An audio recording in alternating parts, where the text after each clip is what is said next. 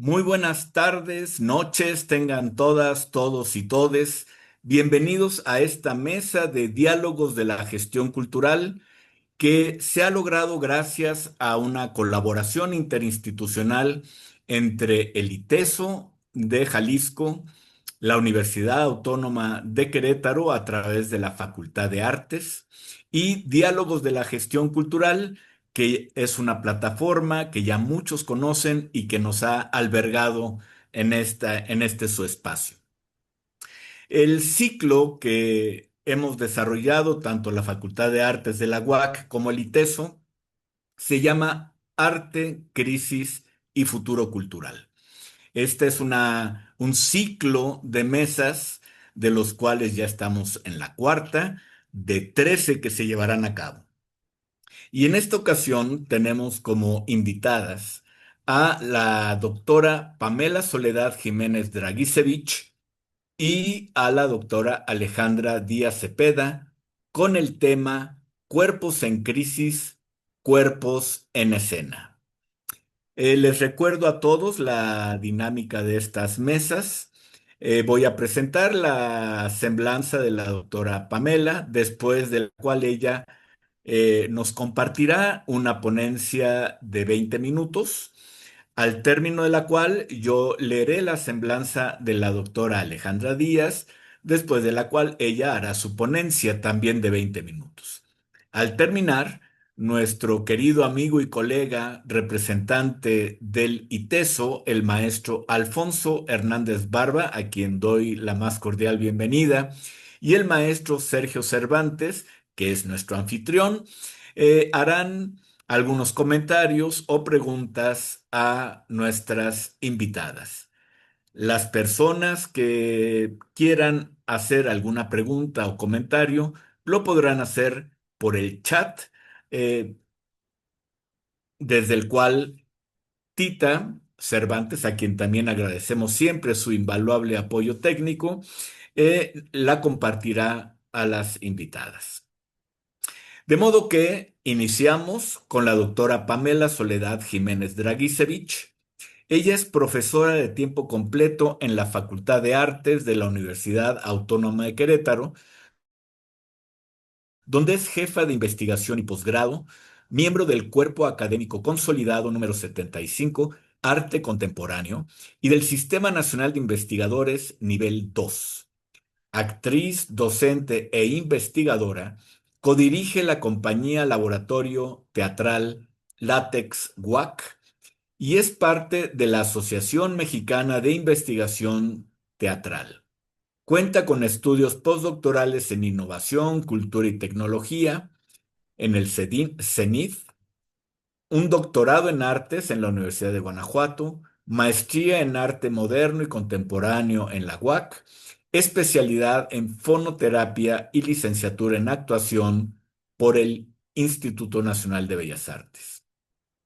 Ha impartido cursos y diplomados en México y el extranjero, participando en congresos internacionales y ha publicado libros, artículos y capítulos colectivos en torno a la voz, la actuación, la musicoterapia y la gestión cultural.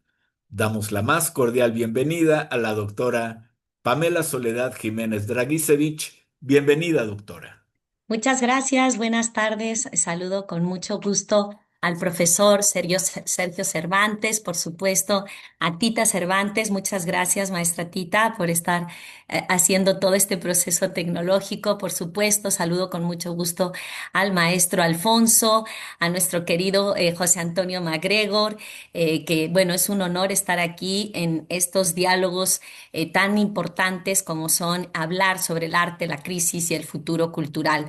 Me encanta la idea de poder participar contigo, Alejandra Díaz, querida, una gran investigadora, donde el día de hoy pues hicimos este pequeño cambio en el sentido de que yo voy a comenzar con cuerpos en escena. ¿No? Entonces, voy a hacer también un ligero apuntalamiento porque me di cuenta de que esto de cuerpos en escena era inevitablemente se quedaba un poco corto para lo que yo quería comentar. Y para ello voy a compartir pantalla para que podamos tener muy, muy en claro qué es esto de que yo digo nos quedamos un poco en lo corto todavía, ¿no? Entonces, me voy a permitir irles explicando al respecto. Fíjense, me permití titularlo El cuerpo en el proceso formativo de las emociones. ¿Por qué? Porque partí, sí, de la escena, de cómo era importante para artistas escénicos, artistas de la escena, pero después dije, no, es que el cuerpo, la mente, la emoción de todo estudiante de arte puede tener un beneficio a partir de esta propuesta que me atrevo a dar. Y dice así la introducción. Sería idóneo que a partir de una materia en licenciaturas artísticas, o sea, dentro de unas licenciaturas artísticas, que hubiera la creación de una materia donde se analizara cómo la emoción conlleva un proceso de conocimiento y práctica, donde el artista indague sobre los efectos que éstas tienen, o sea, las emociones, en su imaginación y práctica, con la finalidad de hacer consciente su cuerpo-mente y optimizar sus capacidades al momento de la creación, lo cual será un apoyo a la creatividad en una atmósfera empática. Para lograr lo anterior, se ofrecen herramientas que apoyan este estudio de análisis de las emociones. Las emociones han terminado integrándose en el sistema nervioso, nos dice Goleman en 2018, en forma de tendencias innatas y automáticas de nuestro corazón. La aparición de nuevos métodos para profundizar en el estudio del cuerpo y del cerebro confirma cada vez con mayor detalle la forma en que cada emoción predispone al cuerpo a un tipo diferente de respuesta. Cierro este comentario de Goleman 2018. Para desarrollar con mayor claridad el objetivo de esta ponencia, que es exponer elementos de una materia que pueda apoyar a las licenciaturas artísticas y que conformen un análisis consciente del proceso emocional, se van a establecer tres apartados. El primero es inteligencia emocional, el segundo es desarrollo y funcionamiento del cerebro frente a la emoción y el tercero es justamente el proceso emocional. Comencemos con el primero, inteligencia emocional. Según Daniel Goleman, la inteligencia emocional posibilita la toma de conciencia emocional, así como entender qué sucede con los sentimientos de las demás personas, soportar tensiones y obstáculos en distintos ámbitos, incrementar la facultad de colaborar en equipo, ser personas empáticas y sociales y controlar impulsos. Todo ello conforma la voluntad y el carácter y permite un mayor desarrollo personal. La inteligencia emocional, nos dice Goleman, constituye el vínculo entre los sentimientos, el carácter y los impulsos morales. Los hábitos emocionales que socavan nuestras mejores intenciones, así como también pueden mostrarnos el mejor camino para llegar a dominar los impulsos emocionales más destructivos y frustrantes. Cierro cita de Goleman. A continuación se presenta otra definición que complementa la previa como entendimiento de la inteligencia emocional. Para ello se parafrasean a Mayer y Salvi en 1997. Nos dice, facultad de observar, apreciar y manifestar las emociones con precisión, así como poder permitir y crear sentimientos que posibiliten el pensamiento, potencial para comprender tanto la emoción como el discernimiento emocional. Y finalmente, la facultad de adecuar las emociones y suscitar el desarrollo emocional e intelectual. Según López Rossetti, aquí, ahí está. Según López Rossetti, podría afirmarse que la inteligencia emocional es la contribución que la emoción le puede dar al razonamiento. En realidad, las emociones son los cimientos de nuestro ser y establecen las particularidades de las decisiones y acciones que tomamos. También nos permite vivir con empatía, control adecuado de nuestro ser, tanto en el pensamiento, accionar y comportamiento en general. Y lo más importante, la inteligencia emocional se puede incrementar conscientemente. En este punto es donde se vuelve esencial en un proceso de formación artística, ya que los estados emocionales, nos dice Aguado, los estados emocionales surgen normalmente como reacciones a estímulos externos, aunque es evidente que en nuestra especie los estímulos internos pueden igualmente generarlos como recuerdos o estados conscientes que resultan de la actividad cognitiva.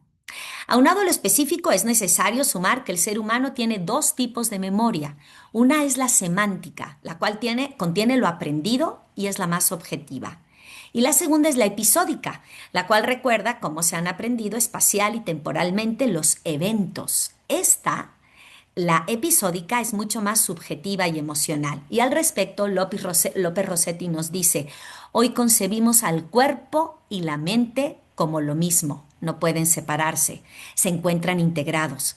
La mente actúa de manera compleja y a través del razonamiento y la emoción modifica las infinitas conexiones entre las neuronas, transformando la empatía y transformando la anatomía más elemental del mismo cerebro que la origina.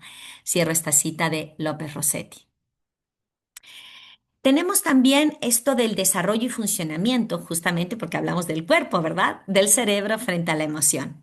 Y nos dice López, desde hace ya muchos años conocemos lo que se denomina el cerebro límbico, o más precisamente el circuito límbico. Esto es un conjunto de estructuras cerebrales que metafóricamente hablando son una suerte de corazón del cerebro, pues sus funciones están relacionadas con las emociones, con la conducta emocional.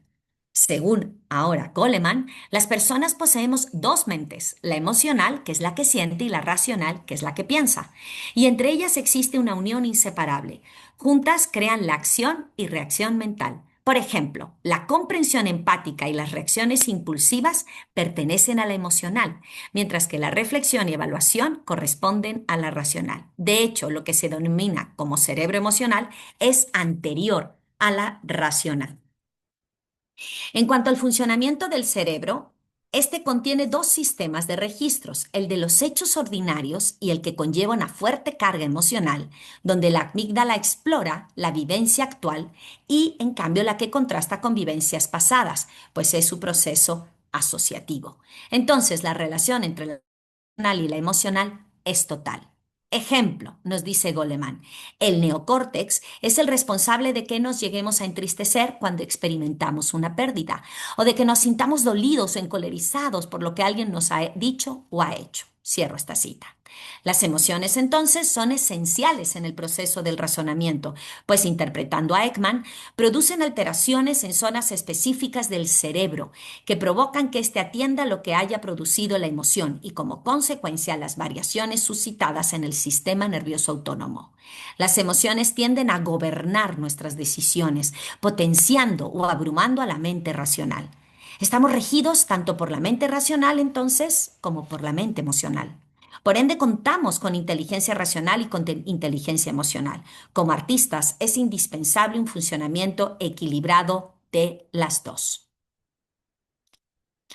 Vargas Rodríguez, perdón, aquí va, 2019, es quien retoma la teoría neurobiológica del cerebro triuno de Paul MacLean.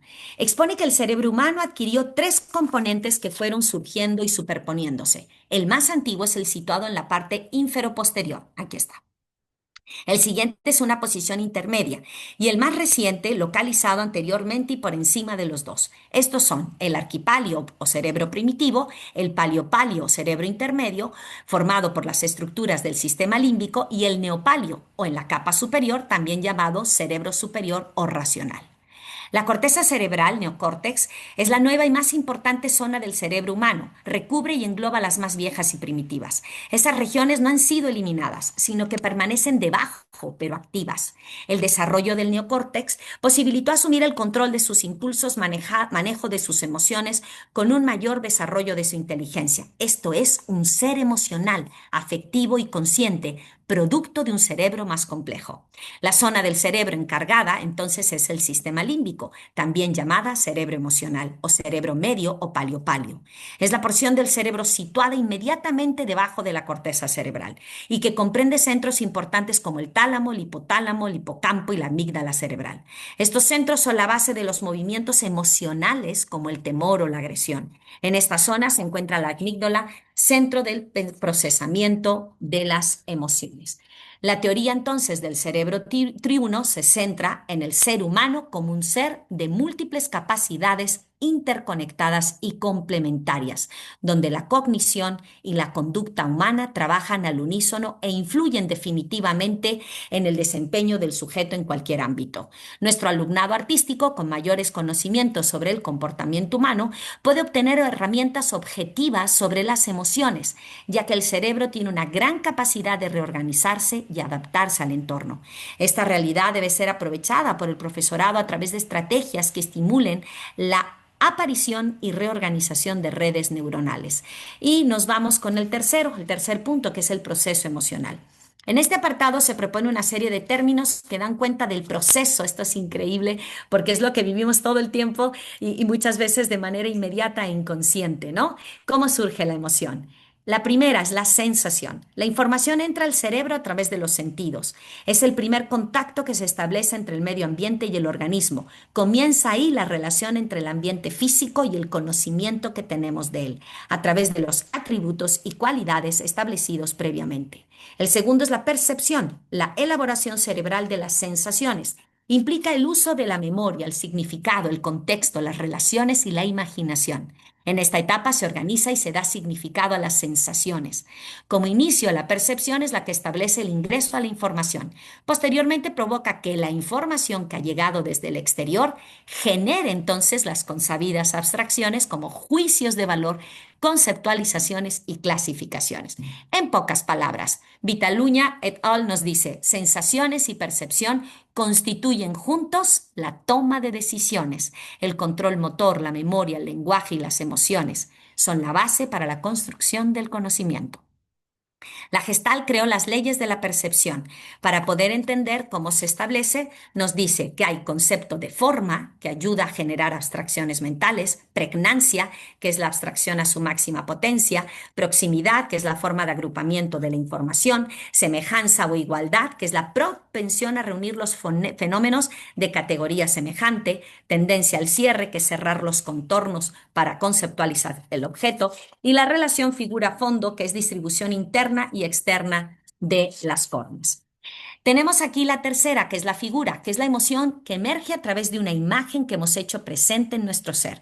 Sobre las emociones innatas o básicas, Miriam Muñoz señala que son las emociones con las que venimos equipados y que están a nuestra disposición para satisfacer las necesidades fundamentales de supervivencia. Forman parte de la persona desde el nacimiento. Las emociones tienen una función exclusivamente de supervivencia, pero los sentimientos tienen una implicación psicológica, desarrollo personal de cada individuo. Los sentimientos, entonces, son una forma más elaborada de las emociones innatas, puesto que entra al nivel psicológico. Hay sentimientos de desarrollo, que es hacia lo constructivo, favoreciendo el desarrollo del potencial, y sentimientos de detrimento, cuando se deteriora la estima. Los sentimientos de fondo involucran los aspectos existenciales del ser y cómo vive su vida emocional, también cómo percibe, vive y matiza sus experiencias. Estos se generan a partir de experiencias que han dejado huella en el ser humano, pero que pueden cambiar según la etapa de su vida y el significado que le esté otorgando. Se vuelven entonces parte innata de la conducta y en los momentos difíciles surgen con mayor evidencia. Entonces nos dice que las emociones primarias son las bases de las demás emociones y sentimientos y que son matea. ¿Qué significa matea? Es un conjunto, ¿verdad? Son unas siglas que nos dice que somos miedo, alegría, tristeza, enojo y afecto o amor. Somos matea.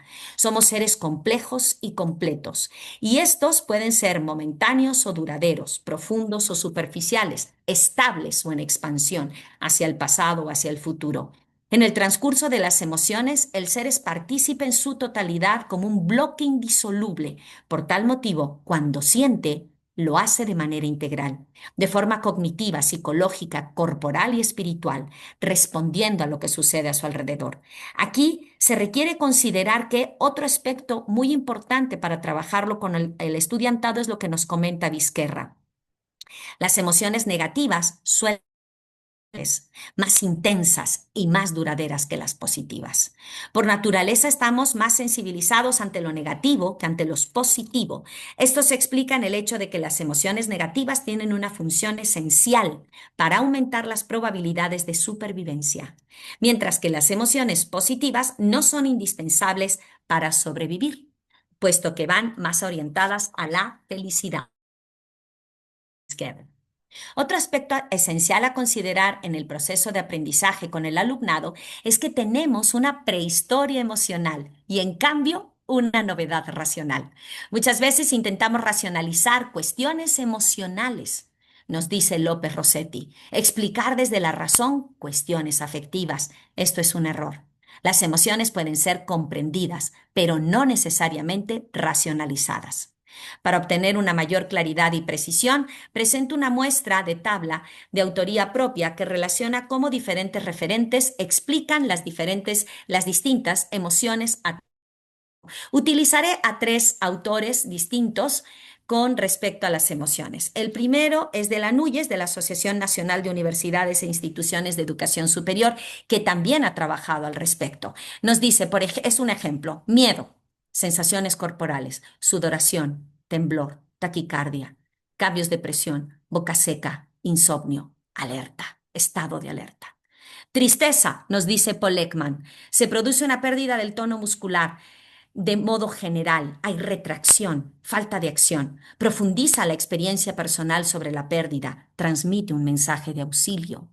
Nos dice Daniel Goleman del enojo, crece el flujo de sangre hacia las manos, preparando para el ataque. Se acelera el ritmo cardíaco, se genera la energía suficiente para realizar acciones fuertes. Conclusiones.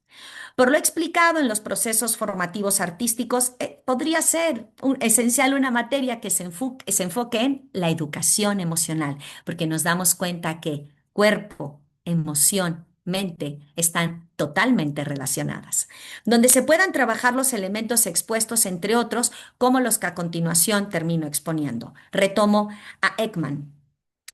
Hay que tomar en cuenta que cuando uno puede trabajar todo esto, podemos hacer consciente, no por ello reprimirlo, pero sí hacer consciente la velocidad con la que aparece tu emoción. Dos, la fuerza con que estás respondiendo a esta emoción. Tres, el tiempo de duración. Y cuatro, el periodo de recuperación para regresar a una calma emocional. El uso de estos cuatro factores provocaría que se geste una conciencia sobre el perfil emocional propio. Y termino con una cita de López Rossetti a considerar. La emoción decide y la razón justifica. No somos seres racionales, somos seres emocionales que razonan, que no es lo mismo. Muchas gracias. Esta fue la propuesta. Muchas gracias. Muchísimas gracias, doctora Pamela. Un gusto y muy aleccionadora tu ponencia, muy interesante. Y bueno, quiero, para dar continuidad a esta mesa de cuerpos en crisis, cuerpos en escena, dar una muy, muy especial bienvenida a la doctora Alejandra Díaz Cepeda. Eh, ella, profesora de tiempo completo en la Facultad de Artes de la Universidad Autónoma de Querétaro, donde coordina la maestría en estudios de género y es parte del cuerpo académico Antropología del Cuerpo y Cultura Visual. Es miembro del grupo de investigación El Cuerpo Descifrado, del Laboratorio de Arte y Género, dirigido por Lorena Wolfer, y del Sistema Nacional de Investigadores Nivel 1.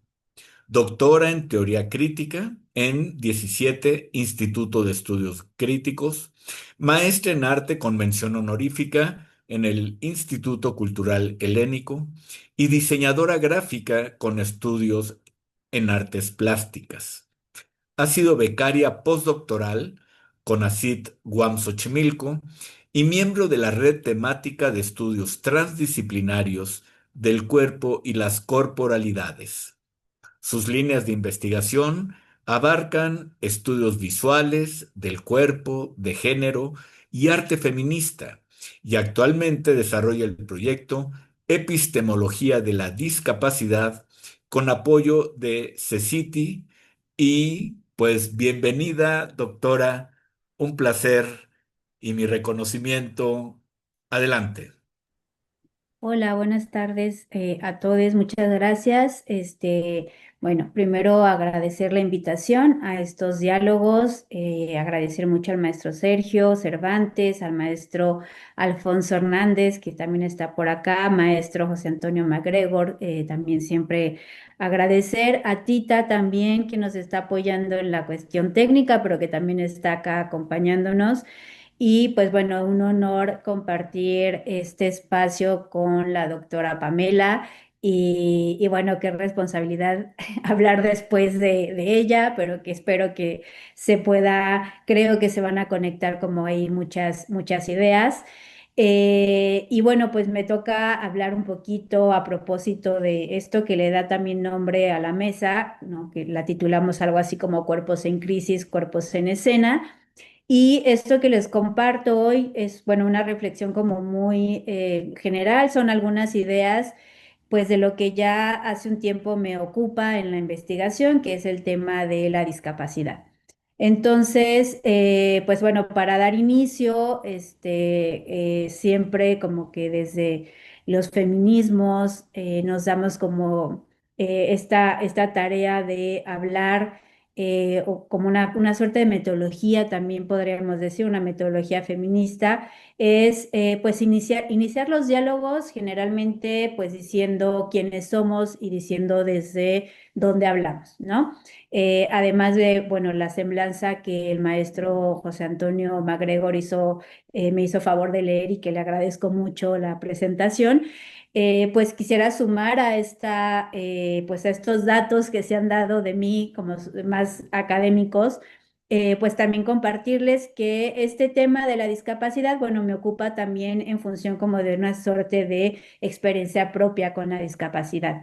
Este, Estoy hablando, les voy a compartir desde, bueno, ser una persona que vive con una enfermedad crónica, degenerativa, autoinmune, y que es potencialmente discapacitante. Y es desde esta experiencia lo que de pronto desde las teorías feministas se ha llamado conocimiento situado o saberes situados, que estaré de pronto pues compartiendo algunas ideas. Entonces, em, también, bueno, de pronto podría pasar o no que de pronto escuchen que me dirijo a mí misma o hablo como en general de personas discapacitadas o personas discas. Si bien como esta idea de esta palabra discas podría sonar como una suerte de abreviación de la palabra discapacidad, pues en realidad no es como tal una abreviación, ¿no? Sino, no sé, tendría que ver más como una forma de enunciación política que muchas personas, ¿no? Que viven con alguna discapacidad o alguna enfermedad crónica deciden utilizar, ¿no? Es una suerte de proceso también como digamos de agencia. Por ahí estaba justo ahorita intentando ubicar, pero no lo ubico muy rápido. Ah, ya lo ubiqué.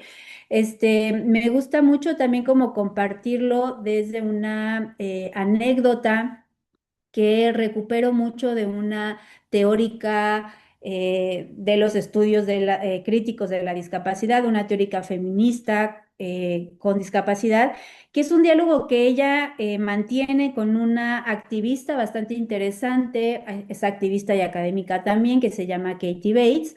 Y justamente este diálogo tiene que ver con esta idea de el self-naming, ¿no? Esta idea de denunciarnos o llamarnos personas discas, ¿no? Como posicionamiento político y de agencia, tiene que ver o se podría reconocer dentro de los activismos o dentro de los estudios críticos de la discapacidad como self-naming, ¿no? Que podríamos traducir algo así como autonombrarse, ¿no?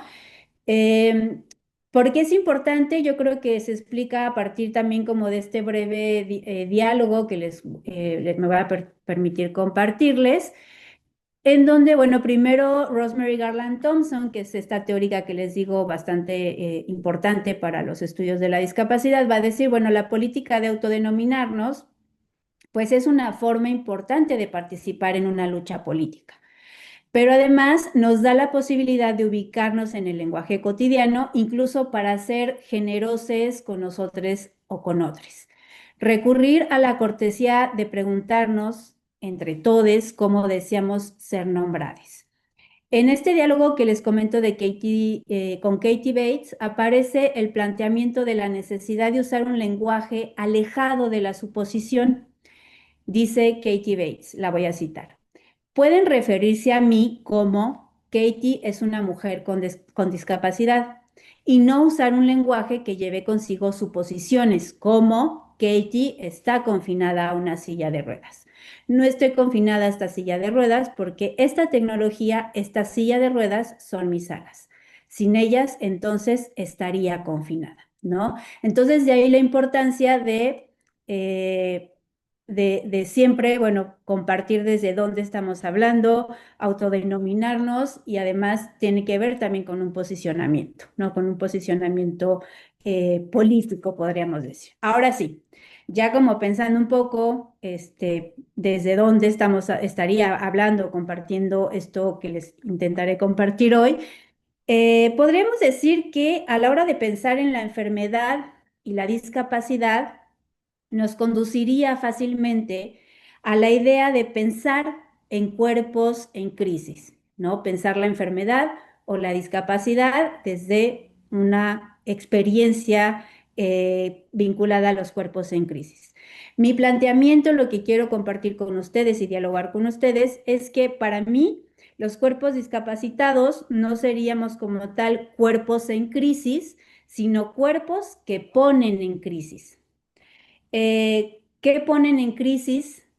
Yo diría, ponen en crisis a otros cuerpos, ponen en crisis el lenguaje, ponen en crisis los espacios, tanto públicos como privados, ponen en crisis el arte y los modelos tradicionales de representación, es decir, ponen en crisis el proyecto moderno, ponen en crisis entonces la noción de humanismo.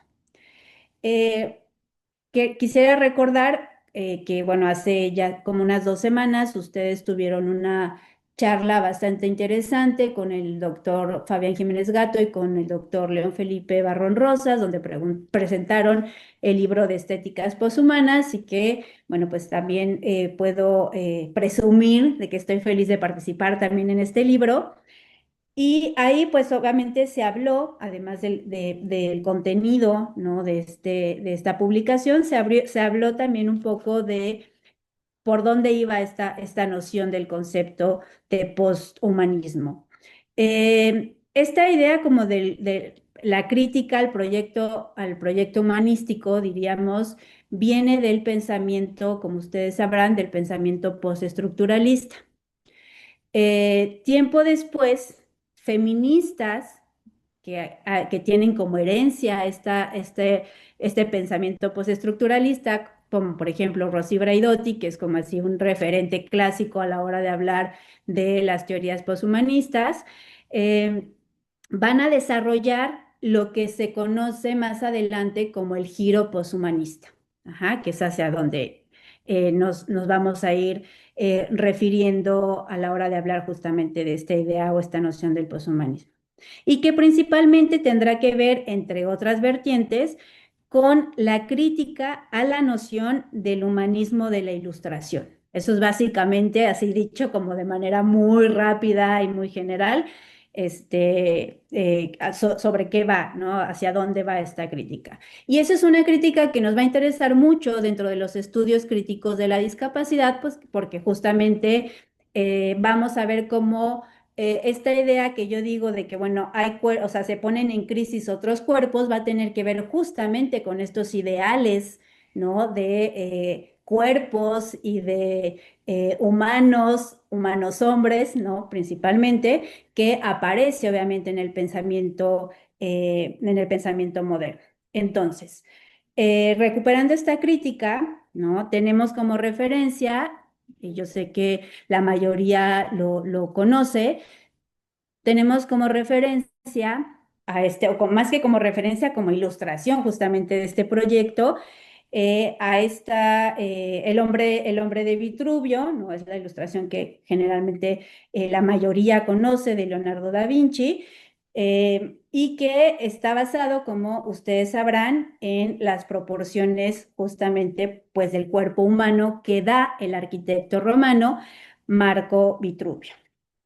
Esto, pues, no es cualquier cosa porque ustedes sabrán, se vuelven, digamos, las medidas universales, pero no solamente las medidas a nivel de esta idea de cuál sería el cuerpo ideal, sino es lo que finalmente tiene que ver con la base del discurso del proyecto moderno, ¿no?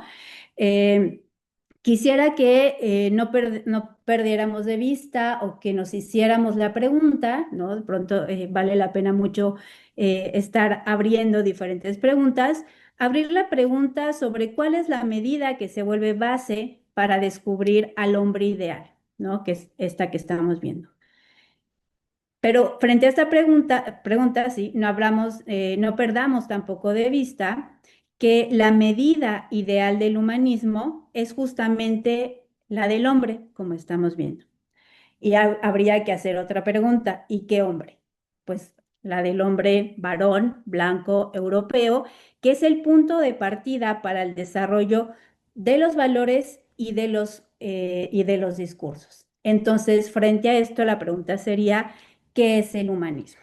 ¿No? Si no fue pensada, por ejemplo, ¿no? La corporalidad femenina, pero no solo la corporalidad femenina, sino los discursos también que envuelven esto que queda fuera de este cuadrado y de este círculo que envuelve como esta idea de el cuerpo ideal, ¿no? O el hombre ideal o el humano ideal, pero no caben otros cuerpos. Por ahí tenía también, tal vez aparezca por ahí. Está medio lenta está pesada la imagen.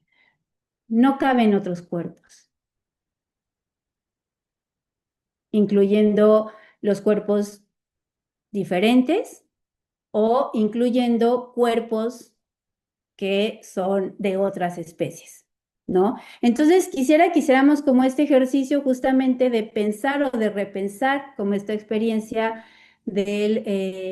o esta crítica justamente al discurso humanista. Muy breve les comento estas ilustraciones que son unas ilustraciones que yo hice y están basadas, la que vemos acá está basada en pinturas de una activista feminista con discapacidad que se llama Sanara Taylor y que además, bueno, para mí es una referencia súper importante porque además Sanara Taylor va a interseccionar también con los estudios de la animalidad, ¿no? Y por otro lado, esta imagen que vemos acá está basada en una serie de un artista que se llama Mark Quinn, que la serie se llama Mármoles completos, ¿no? No me voy a detener mucho en estas descripciones, ya más bien si después quieren que les comparta las imágenes, con mucho gusto me recuerdan y les comparto las imágenes. El asunto es que frente a estas preguntas, es importante pensar, bueno, pues qué se pone en crisis cuando vemos estas otras representaciones, pues están poniendo en crisis estas medidas vitruvianas, ¿no? O estos marcos vitruvianos, podríamos decir, ¿no? Jugando incluso con que casualmente el arquitecto justo se llama Marcos. Marcos, sí, Marcos Vitruvio. Marcos que tienen que ver con marcos médicos, con marcos legales, marcos de los derechos humanos, marcos normativos. Y pensemos, por ejemplo, en esta idea de los derechos humanos que incluso, como ustedes sabrán, se desarrollan justo, ¿no? Tienen que ver mucho con el desarrollo del proyecto moderno. Pero que cuando nos enfrentamos a estas otras representaciones o nos enfrentamos a estas diferencias, nos vamos a dar cuenta que esos derechos humanos, por ejemplo, no alcanzan a cubrir a todes, ¿no? ¿De qué humanos estamos hablando? Entonces, es apenas hasta el siglo XXI que se ve la necesidad de crear derechos de la mujer, los derechos de la mujer, los derechos de las personas con discapacidad, los derechos de los animales, etcétera, etcétera, etcétera. Entonces, quiero regresar con esto al planteamiento hecho al inicio, ¿no? Y que lo pongo en la mesa porque me encantaría más bien escucharles a ustedes al respecto de este planteamiento. Regreso de nuevo a lo que comentaba al inicio. No hay cuerpos en crisis, sino cuerpos que ponen en crisis. Frente, digamos que a estos estados críticos del sistema, pues otra pregunta sería, ¿qué nos queda por hacer? ¿No? Hay un montón de situaciones que tendrían que ver con, por ejemplo, crear o pensar en ejercicios de resistencia que den de alguna manera cuenta o respuesta a estos ejercicios sistemáticos de opresión, de segregación y de violencia a los que cuerpos que no caben en las medidas vitruvianas en todos los sentidos son a diario expuestos. ¿Qué es lo que quiero decir con esto? Déjenme, les veo mejor. ¿Qué quiero decir con esto? Que la discapacidad no es algo que esté en nuestros cuerpos, sino que es algo que está allá afuera. Y que es que hay que revisar como estos contextos en los que habitamos para poder hacer frente realmente a lo que entendemos como discapacidad, ¿no? Por ejemplo, el tema de los espacios, que para mí es como muy significativo, pensar qué tan preparados están los espacios, tanto públicos como privados, para convivir con cuerpos diferentes, ¿no? Hay un ejemplo que a mí me gusta mucho y con esto quiero ir como más bien invitando ahora sí al diálogo más colectivo. Hay un ejemplo que a mí me gusta mucho retomar, que es bueno, es un activista y también es un profesor afroamericano de la Universidad de Missouri, que les recomiendo mucho si están interesados o interesadas en el tema de la discapacidad, que se llama Anand Prahlad. Y me parece bien interesante cómo este activista va a complejizar de una forma tan profunda el tema de la discapacidad, pero en el sentido de esta discapacidad que está allá afuera. Ajá, que es impuesta a los cuerpos que son diferentes, ajá, que no entran en las normas. Anand va a decir que tiene a lo largo de su vida diferentes, digamos, experiencias con la discapacidad y quiero compartirlas para que en función de esto podamos también un poco, pues, dialogar qué les parece esto que estoy planteando a propósito de qué es lo que pone en crisis a qué. Y él va a decir que su primera experiencia con la discapacidad es la negritud.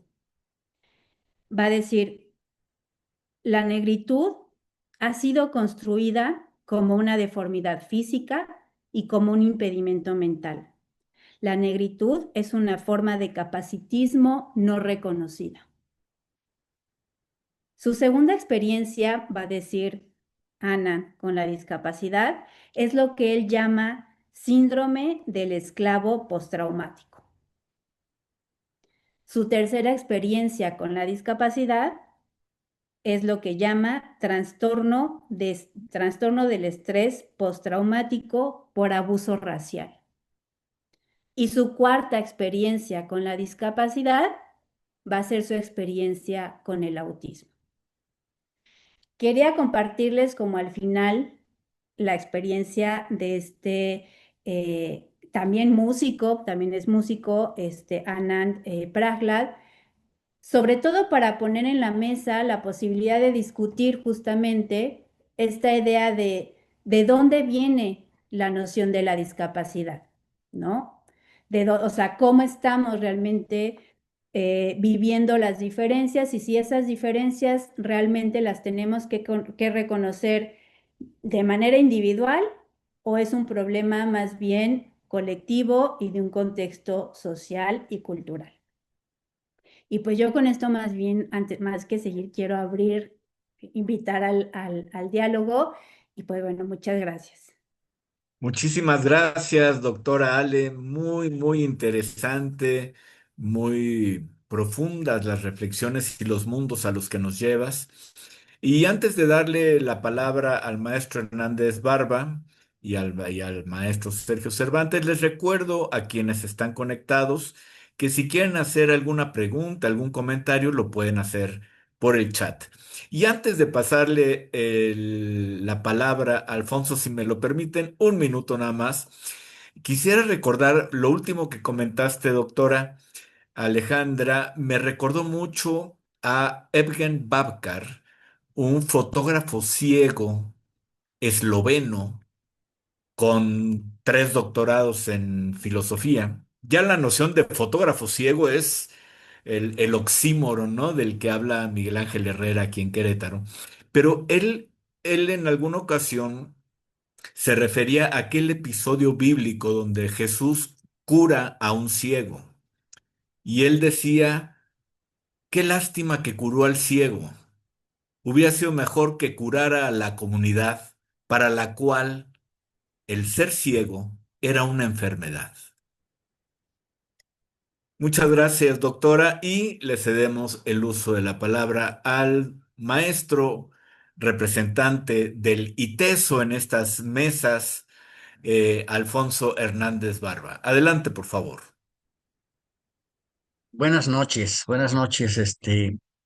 Caray, estas dos exposiciones de la doctora Pamela y de la doctora Alejandra, eh, muy ricas, son muy potentes como para seguir pensando y seguir construyendo una nueva y una forma más profunda de entender la gestión cultural desde estos temas que ustedes han abordado el día de hoy. Son imposibles de sintetizar, no lo pretendo hacer. Eh, Sin embargo, sí quisiera pues lanzarles algunas preguntas para que comenzaran a dialogar también entre ustedes. Eh, pero de veras, primero, gracias, todo mi reconocimiento a estas dos magníficas exposiciones. Creo que esta y todas las anteriores han sido de lo mejor y qué hermoso ciclo estamos llevando a cabo. Gracias a la Universidad Autónoma de Querétaro que ha iniciado este ciclo y que lo está haciendo de manera magistral. Eh, bueno, a mí me queda en el caso de la doctora Pamela como para provocar un poquito el diálogo y eh, entrarle por la relación entre emociones y sentimientos.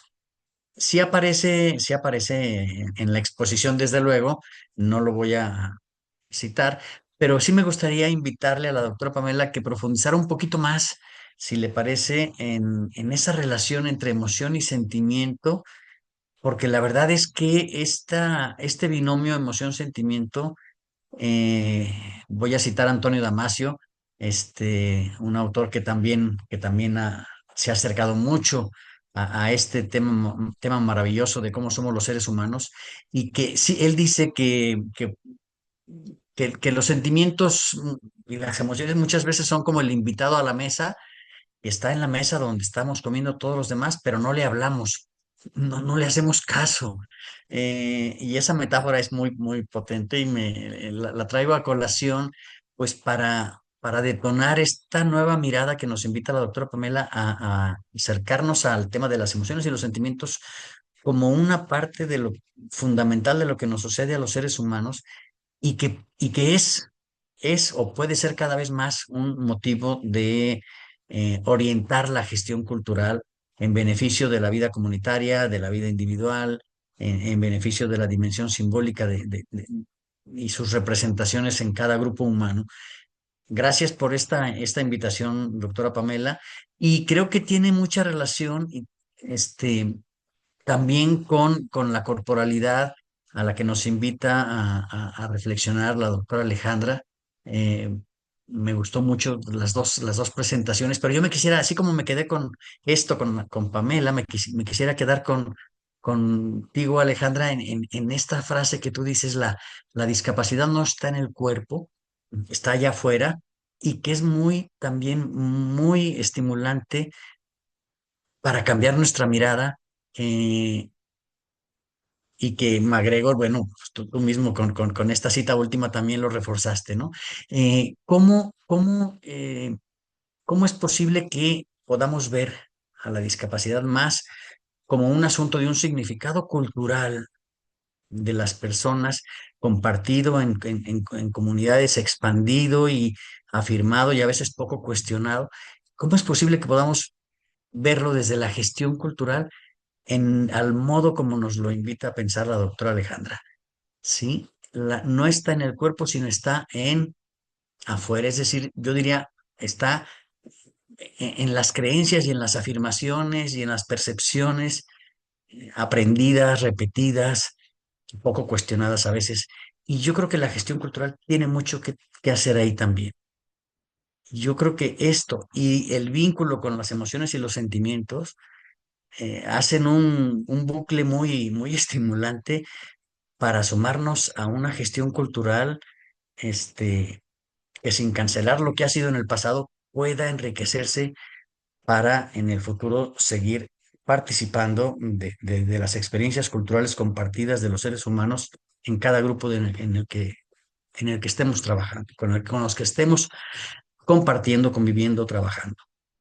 Bueno, espero que esto sirva para que arranquen ustedes el diálogo entre ustedes dos y luego vendrán más preguntas del público.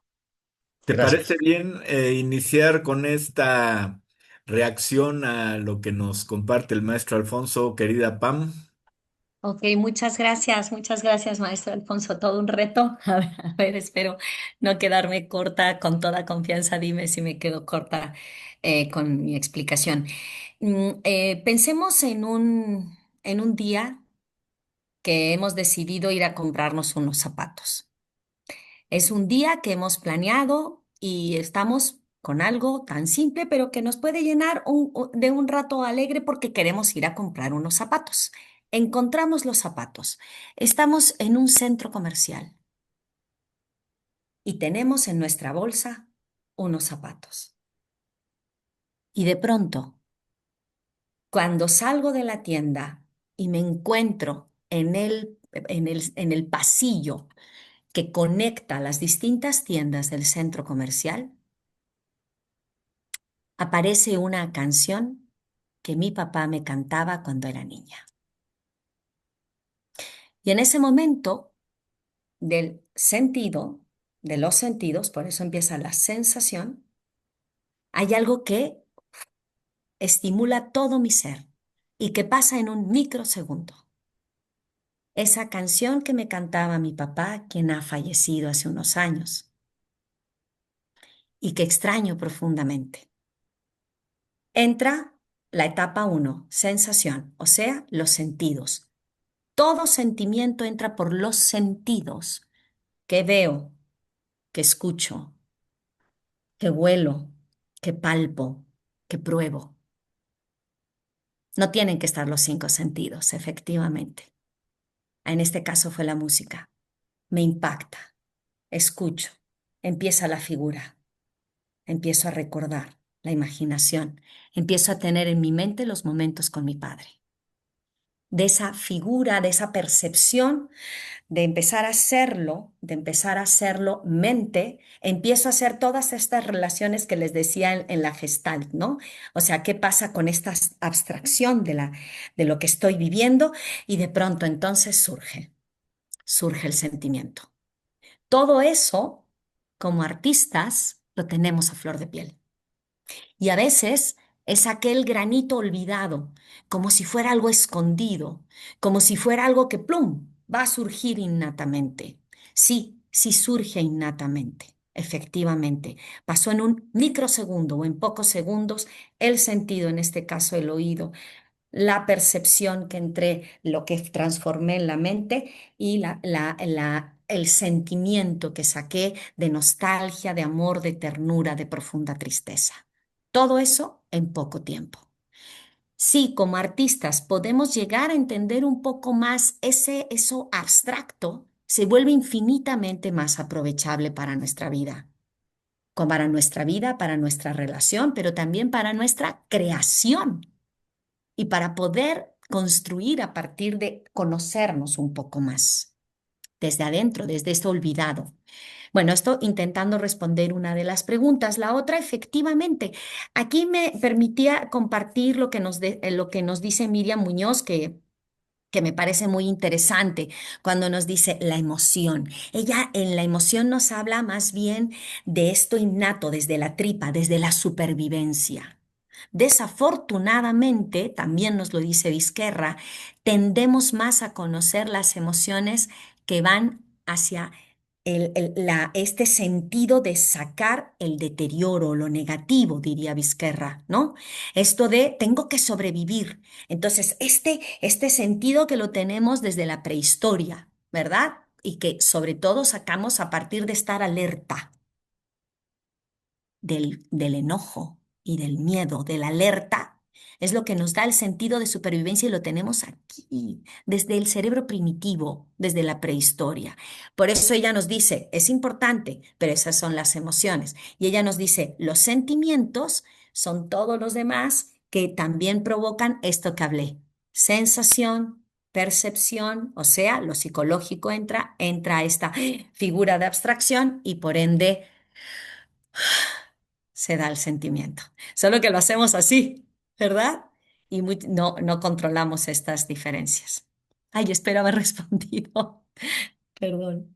Claro que sí, Pamela, no, excelente, muy didáctico además, porque nos vas guiando como en este proceso que ya está en la gráfica que ya nos expusiste, pero que contado con este ejemplo de la plaza y la zapatería y el oído y la música y todo lo que derivó de ahí. Gracias, ¿no? Perfecto, lo agradezco.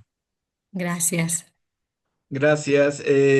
Sobre lo que comentaba de tu ponencia, doctora Ale, ¿algo que le quieras responder al maestro Hernández Barba?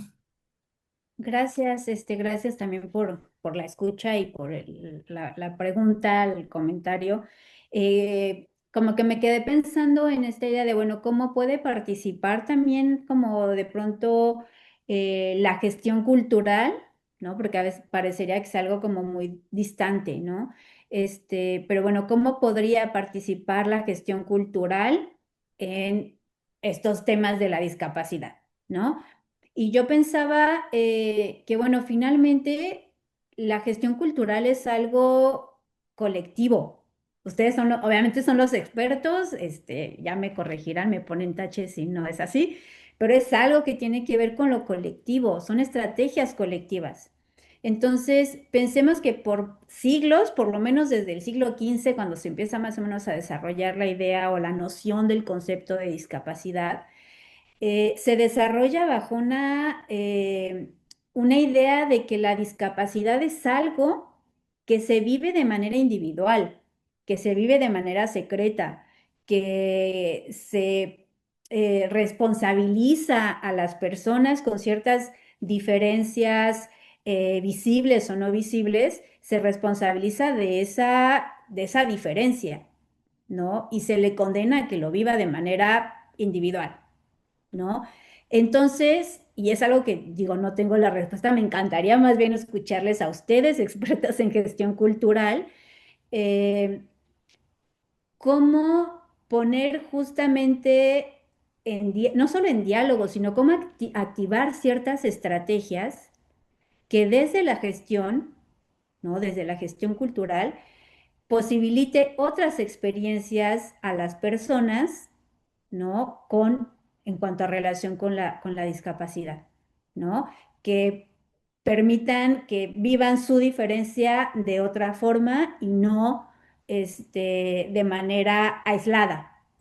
También otra palabra a la que quería llegar, se vive de manera aislada. Entonces, a mí lo que me encantaría aprender de la gestión cultural es eso, cuáles son esas estrategias que generan comunidad, que generan colectividad, etcétera, etcétera, frente a situaciones sociales en total desventaja como por ejemplo el tema de la discapacidad o las enfermedades crónicas, ¿no? Es lo que me quedo pensando.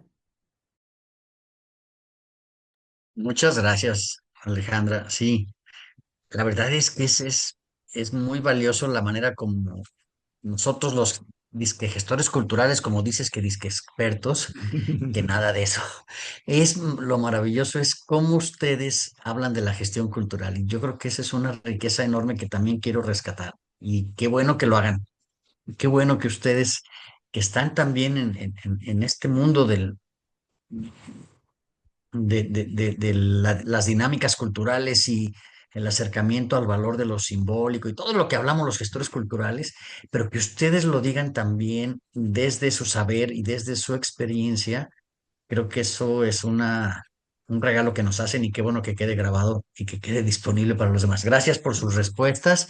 No sé si entre ustedes quisieran también tender un puente entre lo que expuso Yo, cada yo, una, sería yo rico. quisiera una provocación también muy Foucaultiana, porque lo que empezó Ale hablando de cómo nos denominamos, creo que por ahí hay que empezar. Cuando nosotros denominamos a alguien como enfermo, ya excluimos y no siempre el enfermo está enfermo.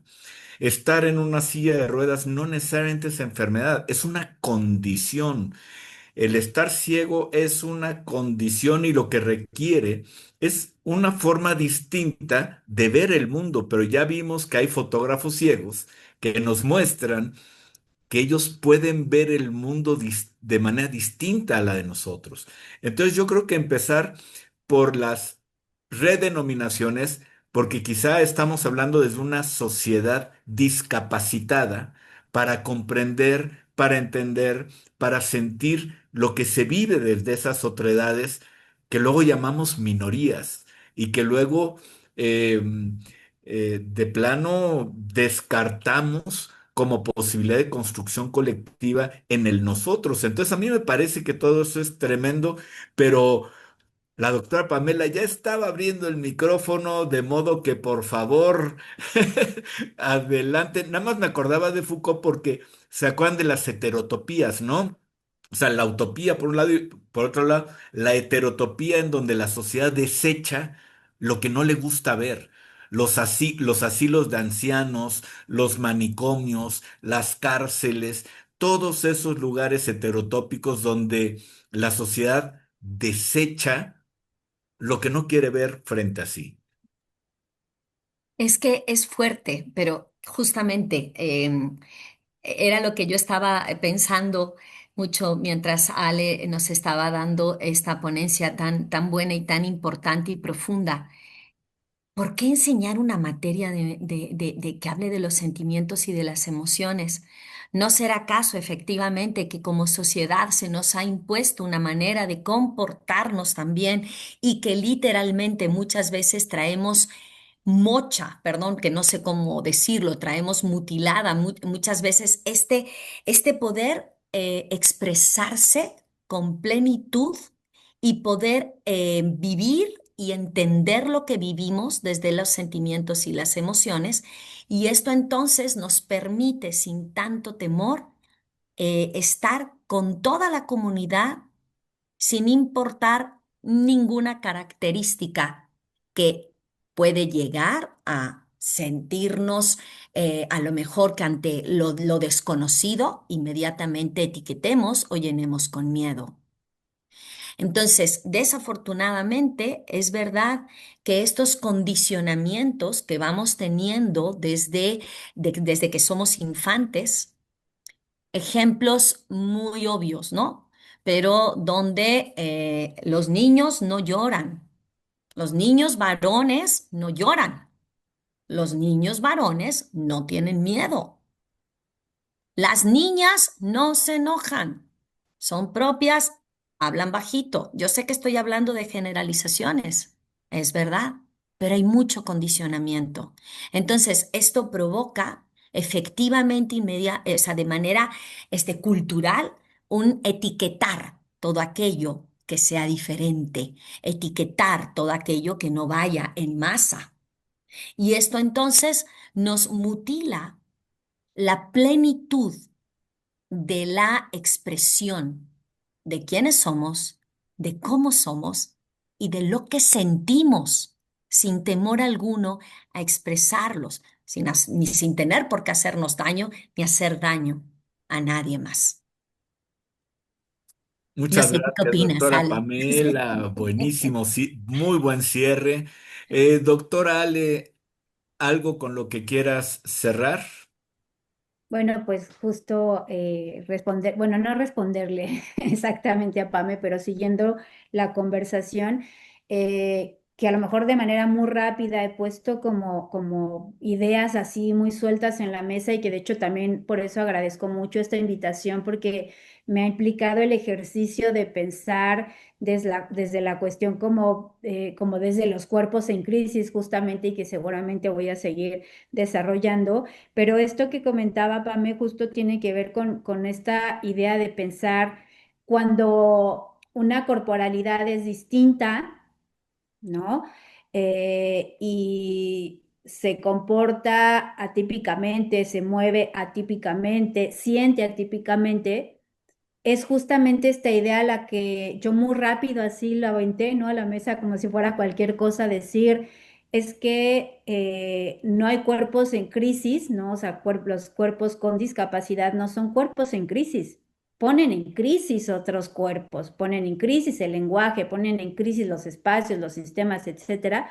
Es justamente esta reflexión que comparte Pame y que con la que espero pues más adelante pues no dejarla caer y seguir justamente dialogándolo más y también dialogarlo en términos de la gestión cultural, ¿no? A mí me llama mucho pensar, bueno, cómo, o sea, cómo podemos como colaborar también como desde esos otros ámbitos, ¿no? Entonces, pues es esto, como que siento que PAMI un poco más, bien abre la posibilidad de seguir dialogándolo y profundizando sobre esto que también de alguna manera me interesaba compartir con ustedes. Y pues muchas gracias, Pam. Muchas gracias, Ale. Pues le pido ahora al maestro Sergio Cervantes algún comentario, alguna pregunta, ya para ir cerrando la mesa de hoy. Gracias, Mac, pero qué barbaridad. Después de haber escuchado a las dos ponencias tan interesantes, tan importantes y tan necesarias en nuestro tiempo, y después de haberte escuchado a ti y a Alfonso hablar sobre lo que es precisamente la gestión cultural, pues, ¿qué quieren que yo diga? Yo hablaría un poco nada más para cerrar, y eso es una idea mía, bueno, no mía, sino idea de varios, pero que yo la he retomado y algo muy personal. Decir, por ejemplo, sobre la educación artística, la creación artística. Muchas veces a nosotros nos dijeron en nuestras casas o nos dijeron en la sociedad que la educación se mama cuando somos groseros o cuando decimos algunas cosas. Pero algunos pensamos que no. No es la educación la que se mama en la casa, sino es la cultura. Y la cultura se mama porque desde que el niño está en el vientre de la madre, empieza a alimentarse de la comida de ella y empieza a oír las canciones que ella le canta en el vientre. Cuando el niño nace, lo primero que pasa allí es que le da de mamar. Entonces le está dando su bebida a él, al niño, lo está alimentando. Si el niño va creciendo, entonces, ¿verdad? Entonces el niño, ¿qué va a comer? Come la comida que le prepara su madre. Por eso muchas veces decimos, sí, esta comida es muy sabrosa, pero no es como la hacía mi mamá. Eso es una parte de esa emoción que decimos, ¿verdad? O bien, nos viste como viste su comunidad. Y así nos viste a nosotros también, ¿no? Nos van vistiendo de la misma manera. Hablamos la lengua que ella habla desde el principio. hablamos esa lengua que ella habla. Y tenemos un territorio.